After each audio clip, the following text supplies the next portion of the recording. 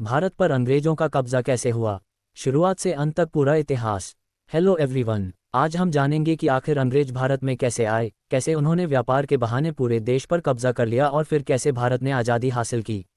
यह विषय UPSC, BPSC, SSC, railway तैयारी 4 और अन्य प्रतियोगी परीक्षाओं के लिए भी बेहद महत्वपूर्ण है।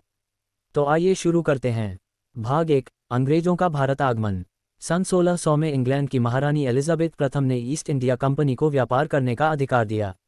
इसके बाद 1608 में कंपनी के व्यापारी पहली बार भारत के सूरत बंदरगाह पर पहुंचे। उस समय भारत में मुगल सम्राट जहांगीर का शासन था। अंग्रेजों ने व्यापार की अनुमति प्राप्त की और धीरे धीरे सूरत, मद्रास, बंबई और कलकत्ता में अपनी फैक्ट्रियां स्थापित कर लीं। भाग 2, व्यापार से राजनीति तक। समय के साथ मुगल साम्राज्य कमजोर होने लगा और भारत में कई छोटे छोटे राज्य बन गए। अंग्रेजों ने इसी कमजोरी का फायदा उठाया। उन्होंने भारतीय राजाओं के बीच आपसी मतभेद बढ़ाए और एक राज्य को दूसरे के खिलाफ सहायता देकर अपना प्रभाव बढ़ाना शुरू किया। 1757 में प्लासी का युद्ध हुआ, जिसमें बंगाल के नवाब सिराजुद्दौला को हराकर अंग्रेजों ने बंगाल पर नियंत्रण स्थापित कर लिया। 1764 में बक्सर के युद्ध में अंग्रेजों ने मुगल सम्राट शाह आलम द्वितीय, अवध के नवाब और मीर कासिम की संयुक्त सेना को पराजित किया। यहीं से भारत में अंग्रेजी शासन की मजबूत नींव पड़ गई। भाग 3, पूरे भारत पर कब्जा। अंग्रेजों ने सहायक संधि और हड़प नीति जैसी नीतियों का उपयोग करके कई भारतीय राज्यों को अपने अधीन कर लिया।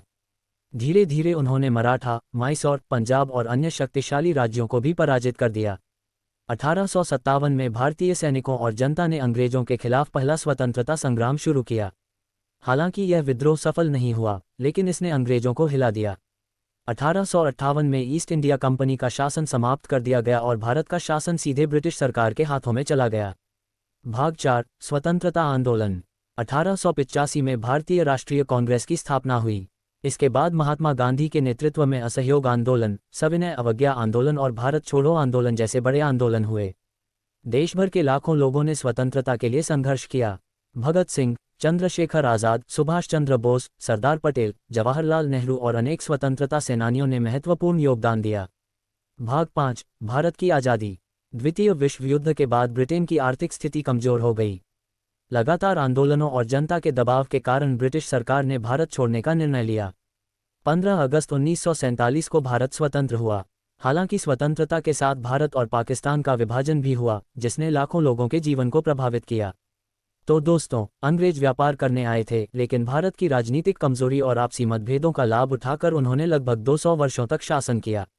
अंततः भारतीय जनता के लंबे संघर्ष और बलिदान के कारण 15 अगस्त 1947 को भारत स्वतंत्र हुआ।